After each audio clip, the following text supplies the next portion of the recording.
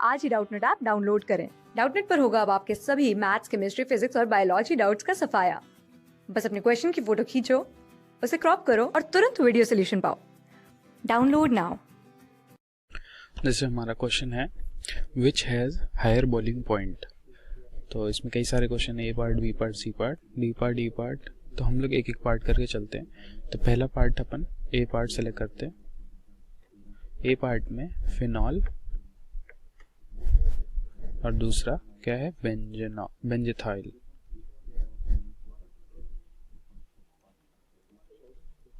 ठीक, तो पहले हम बॉइलिंग पॉइंट देखने के लिए, जिसका बॉइलिंग पॉइंट का क्राइटेरिया क्या होता है कि जिसका ज़्यादा मॉलिक्यूलर मास होगा तो उसका बॉइलिंग पॉइंट ज़्यादा होगा। और दूसरा स्ट्रक्चर पे डिपेंड करता है बॉइलिंग पॉइंट। जैसे कि किसी स्ट्रक्चर में हाइड्रोजन बॉन्डिंग हो रही है कि नहीं हो रही है, तो पहले हम इन दोनों, जो ये भी दोनों हैं, इनका स्ट्रक्चर पहले बना लेते हैं। तो फिनॉल का स्ट्रक्चर कुछ ऐसा होता है।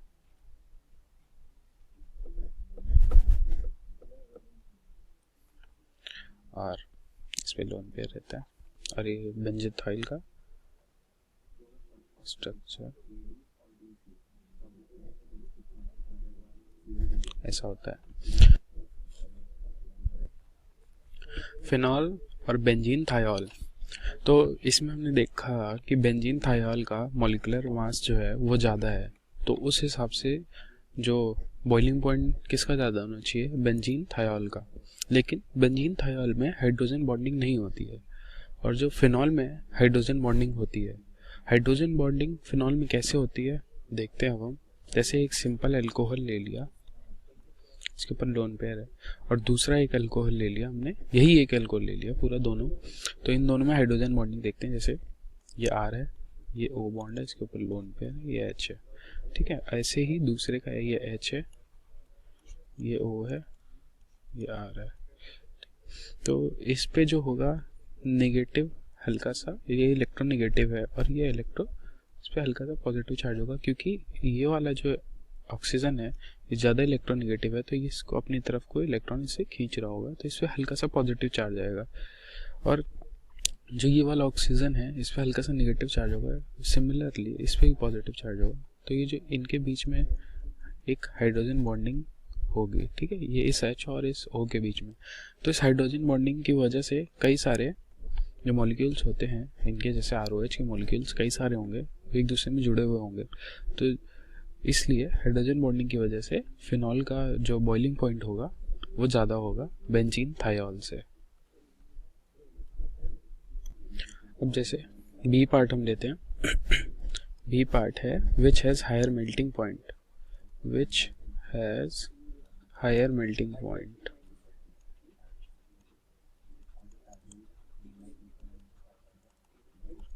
हायर मेल्टिंग पॉइंट किसके किसके बीच में, कौन सा ज़्यादा, हाइड्रोक्विनोन पहला है,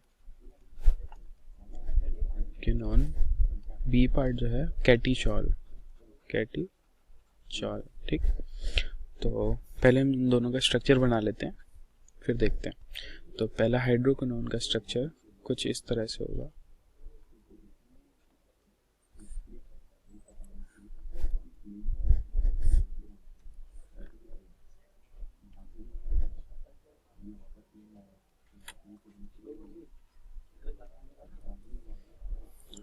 एक ये हाइड्रोक्विनोन का स्ट्रक्चर है।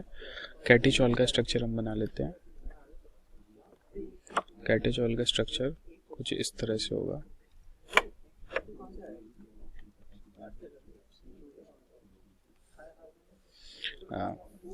कैटीचॉल का स्ट्रक्चर ये है, हाइड्रोक्विनोन का स्ट्रक्चर ये है।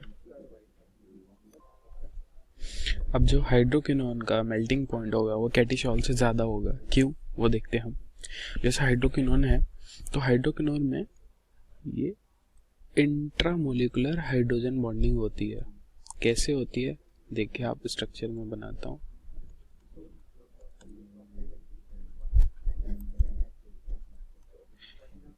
ये दूसरा हाइड्रोक्विनोन,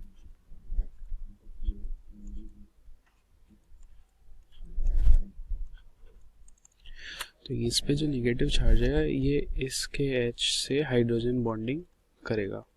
ठीक, ये इसके ऐसे हाइड्रोजन बॉन्डिंग करेगा, और ऐसे ही इस तरफ भी दूसरा वाला जो हाइड्रोक्विनोन का मॉलिक्यूल होगा वो इससे हाइड्रोजन बॉन्डिंग करेगा। तो इसमें कई सारे मॉलिक्यूल्स एक साथ जुड़ जाते हैं, hydrogen bonding intra molecular hydrogen bonding से जुड़ते हैं। ठीक, अब वही हम देखते हैं कि कैटिचॉल में क्या है, कैसी हाइड्रोजन बॉन्डिंग होती है। कैटिचॉल में भी हाइड्रोजन बॉन्डिंग होती है, लेकिन वो इंटर मॉलिक्यूलर हाइड्रोजन बॉन्डिंग होती है कैटिचॉल में।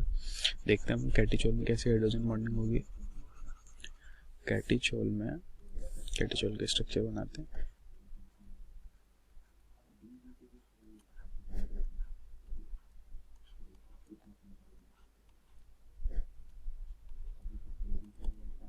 ये इंटर मॉलिक्यूलर हाइड्रोजन बॉन्डिंग होती है, मतलब इसी के दो एटम से, इन्हीं में जो दो OH ग्रुप लगे हैं उन्हीं में एक का H और एक का O हाइड्रोजन बॉन्डिंग कर लेते हैं।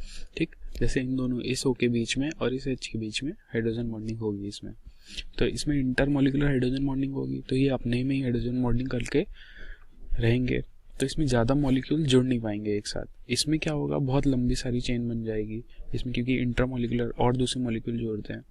तो इसलिए इसका जो मेल्टिंग पॉइंट होगा ये कैटिचॉल से ज़्यादा होगा, मतलब हाइड्रोक्विनोन का मेल्टिंग पॉइंट कैटिचॉल से सिर्फ इसलिए ज़्यादा होगा क्योंकि इसमें इंट्रा मॉलिक्यूलर हाइड्रोजन बॉन्डिंग होती है, कई सारे मॉलिक्यूल जुड़ जाते हैं एक साथ, और इसमें इंटर मॉलिक्यूल हाइड्रोजन बॉन्डिंग होती है, इसमें खुद के ही मॉलिक्यूल के अंदर में हाइड्रोजन बॉन्डिंग हो जाती है, इसलिए इनका जो मेल्टिंग पॉइंट होता है वो इनसे कम होता है। अब हमारा थर्ड पार्ट ये है, explain the less solubility and lower boiling point of orthonitrophenol, ऑर्थोहाइड्रोक्सी benzaldehyde, ऑर्थोहाइड्रोक्सी benzoic acid mean salicylic acid compared with their para and Meta isomers. तो ऑर्थोनाइट्रोफिनॉल और हाइड्रोक्सी, ये तीनों कंपाउंड का पहले हम स्ट्रक्चर ड्रॉ कर लेते हैं, फिर हम देखते हैं क्यों इनकी सॉल्युबिलिटी और लो बॉइलिंग पॉइंट कम होता है।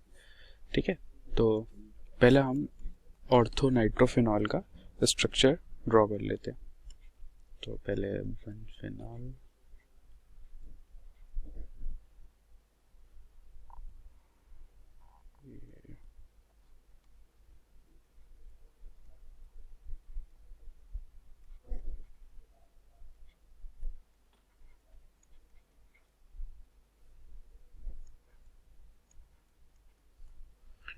ये इसमें हाइड्रोजन बॉन्डिंग इस H की इस O से होती है, मतलब इंटर मॉलिक्यूलर हाइड्रोजन बॉन्डिंग होती है इसमें ऑर्थोनाइट्रोफिनॉल में। अब सेकेंड वाला ये बना लेते हैं, ऑर्थोहाइड्रोक्सी बेंजल्डिहाइड।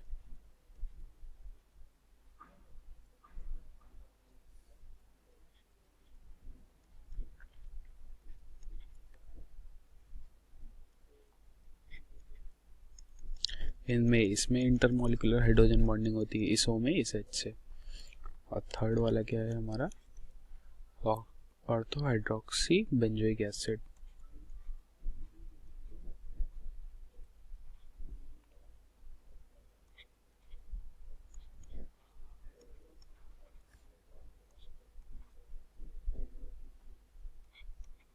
इसमें यहाँ पे हाइड्रोजन बॉन्डिंग होगी इस O की इस H से। ठीक है, तो अब हम देख रहे हैं इन तीनों ही स्ट्रक्चर में इंटरमोलिकुलर हाइड्रोजन बॉन्डिंग हो रही है। ठीक, अब जब इंटरमोलिकुलर हाइड्रोजन बॉन्डिंग हो रही है तो और मॉलिक्यूल्स इसमें जुड़ नहीं पाएंगे क्योंकि इंट्रामोलिकुलर तो हो नहीं रही है। तो इंटरमोलिकुलर की वजह से इसका बॉइलिंग पॉइंट जो होगा वो कम हो जाएगा। ठीक है, और सॉल्युबिलिटी इसलिए कम होगी क्योंकि अगर पानी में, वाटर में अगर हम इसको डालते हैं, अगर वाटर में सॉल्युबिलिटी हम चेक कर रहे हैं तो वाटर के H से इनके हाइड्रोजन बॉन्डिंग की जो टेंडेंसी होगी वो कम होगी, क्योंकि इसमें इंटरमोलिकुलर पहले से ही हो रही है। तो ये बाहर वाले मॉलिक्यूल हाइड्रोजन वाटर के मॉलिक्यूल से नहीं करेगा हाइड्रोजन बॉन्डिंग, इसलिए इसकी जो सॉल्युबिलिटी होती है वो भी कम हो जाती है वाटर में। ये इसका मेन रीजन है। जैसे कि इस क्वेश्चन में दिया हुआ था कि इनके कंपेयर करना है with para and Meta isomer. तो पैरा और मेटा में क्या होता है, जब ग्रुप पैरा पे लगा होगा और मेटा पे लगा होगा तो पास में नहीं होगा ऊपर वाले ग्रुप के, तो उसमें हाइड्रोजन बॉन्डिंग नहीं हो पाएगी, इंटरमोलिकुलर हाइड्रोजन बॉन्डिंग नहीं हो पाएगी, उसमें इंट्रामोलिकुलर हाइड्रोजन बॉन्डिंग होगी। ठीक, तो इंट्रामोलिकुलर हाइड्रोजन बॉन्डिंग की वजह से उसमें बहुत सारे एक तो मॉलिक्यूल जुड़ेंगे तो उनकी जो बॉइलिंग पॉइंट होगी वो बढ़ जाएगी। ठीक है, और दूसरा क्या होगा, जब इंट्रामोलिकुलर हाइड्रोजन बॉन्डिंग होगी तब वो दूसरे जो वाटर के मॉलिक्यूल्स हैं H2O, उनके साथ में वो हाइड्रोजन बॉन्डिंग कर सकते हैं, तो उनकी सॉल्युबिलिटी भी बढ़ जाएगी। ये रीजन था। तो हमारा क्वेश्चन जो है ये डी पार्ट, विच आइसोमर ऑर्थो, मेटा और para of hydroxy acetophenone is steam volatile. तो ये स्टीम वॉलेटाइल का पहले हम मतलब समझ लेते हैं, स्टीम वॉलेटाइल होता क्या है। तो स्टीम वॉलेटाइल वो कंपाउंड्स होते हैं जो कि water at there boiling point वो उसमें मिक्स हो जाते हैं, लेकिन वो डिजॉल्व नहीं होते उसमें। तो जब हम उसके ऊपर से स्टीम को पास करते हैं तो वो जो स्टीम होती है उन कंपाउंड्स को, मिक्स्ड कंपाउंड को अपने साथ कैरी कर लेती है। ये कंपाउंड स्टीम वोलेटाइल कंपाउंड बोले जाते हैं। तो अब हमें देखना है कि ऑर्थो, मेटा और पैरा हाइड्रोक्सी एसिटोफिनॉन में कौन सा जो इनका आइसोमर है वो स्टीम वोलेटाइल होगा। ठीक, तो स्टीम वोलेटाइल चेक करने के लिए पहले हम इनका स्ट्रक्चर बना लेते हैं। तो पहले हम बनाते हैं ऑर्थो हाइड्रोक्सी एसिटोफिनॉन का स्ट्रक्चर। तो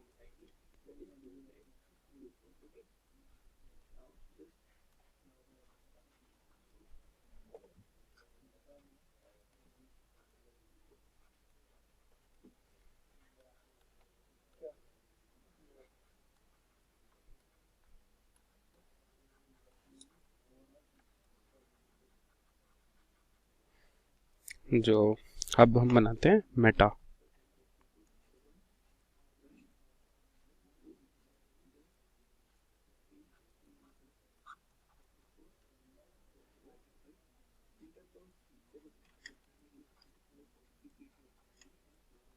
ये हो गया मेटा। और अब बनाते हैं हम पैरा।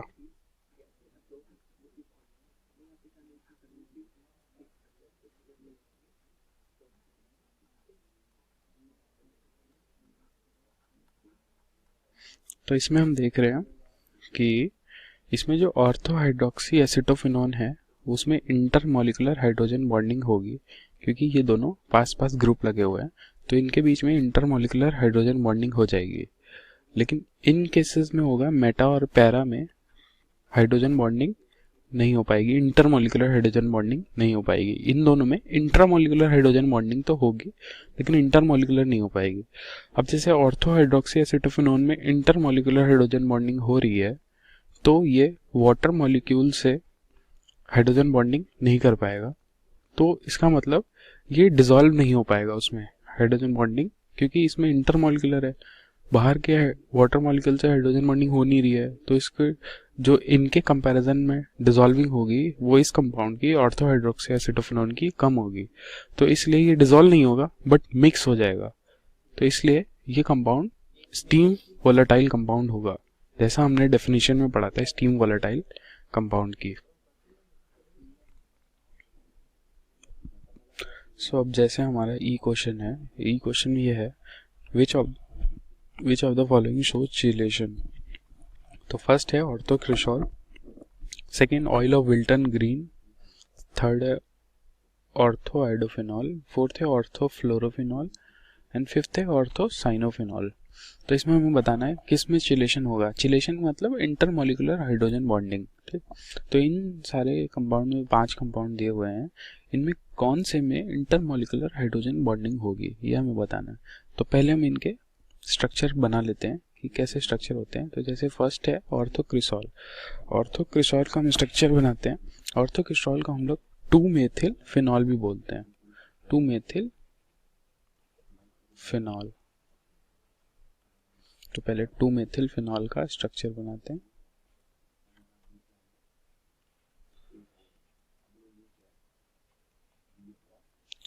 जब ये 2-मेथिल फिनॉल है, अब इसमें हम देख सकते हैं कि इसका जो H है, O का जो H है, इस पे तो पॉजिटिव लगभग होगा, लेकिन ये जो C है इसके अंदर इतनी टेंडेंसी नहीं है कि ये हाइड्रोजन बॉन्डिंग कर ले इसके H से। ठीक है, तो इसमें हाइड्रोजन बॉन्डिंग नॉट पॉसिबल होगी, मतलब चिलेशन नॉट पॉसिबल। ठीक, अब हम देखते हैं सेकेंड वाला। सेकेंड वाला क्या है हमारा, oil of winter green. Oil of winter green. ठीक, ऑयल ऑफ विंटर ग्रीन को हम लोग मेथिल सैलिसिलेट भी बोलते हैं, मेथिल सैलिसिलेट। ठीक है, अब मेथिल सैलिसिलेट का हम लोग डायग्राम ड्रॉ कर लेते हैं जरा कि कैसा स्ट्रक्चर इसका होता है। तो मेथिल सैलिसिलेट का स्ट्रक्चर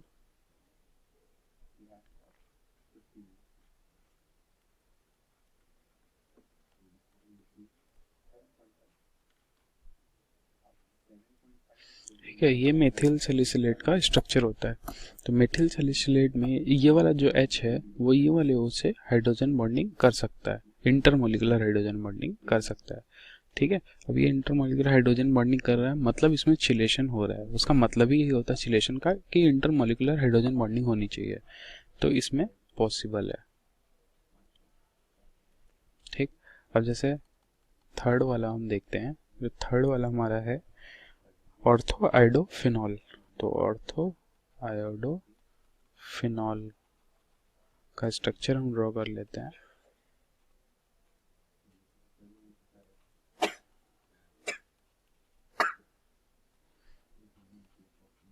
अब इसमें देखिए कि आई जो है इसके पास में भी है, ऑर्थो पे लगा हुआ है, लेकिन आई के अंदर इतना इलेक्ट्रोनेगेटिविटी नहीं होता कि ये इसके H से हाइड्रोजन बॉन्डिंग शो कर पाए। तो इस केस में हाइड्रोजन बॉन्डिंग पॉसिबल नहीं है पाएगा।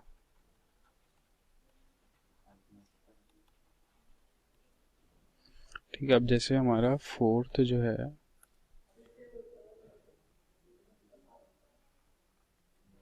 अब हमारा फोर्थ वाला क्या है? फोर्थ वाला है ऑर्थोफ्लोरोफिनॉल।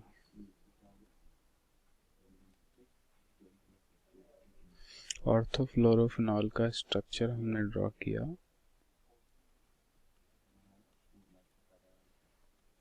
अब इसके F ऑर्थो पे लगा है और F इलेक्ट्रोनेगेटिविटी भी बहुत ज़्यादा होती है F की, तो ये इसके H से हाइड्रोजन बॉन्डिंग शो करेगा। ठीक है, तो इसमें हाइड्रोजन बॉन्डिंग पॉसिबल है, तो इसमें मतलब चिलेशन पॉसिबल है, इंटरमोलिकुलर हाइड्रोजन बॉन्डिंग हो रही है।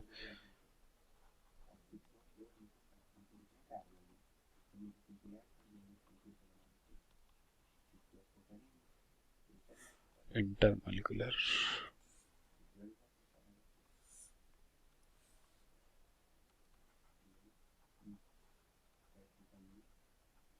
ठीक है, जो हमारा फिफ्थ कंपाउंड है, जैसे फिफ्थ हमारा क्या है? ऑर्थोसाइनोफिनॉल। तो ऑर्थोसाइनोफिनॉल का स्ट्रक्चर हम ड्रॉ करते हैं पहले।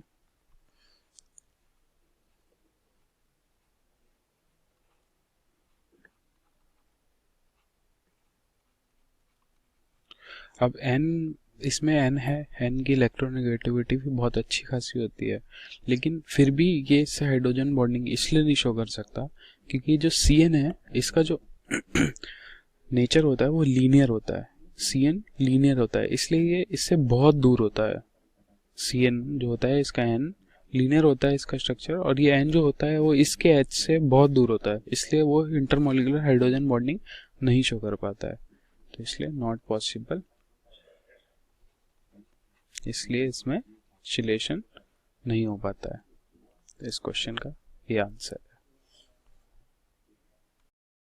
क्लास 6 से 12 से लेके नीट, IIT, JEE मेंस और एडवांस के लेवल तक 10 मिलियन से ज्यादा स्टूडेंट्स का भरोसा। आज ही डाउनलोड करें डाउटनेट ऐप या व्हाट्सएप कीजिए अपने डाउट्स 8400 400 400 पर।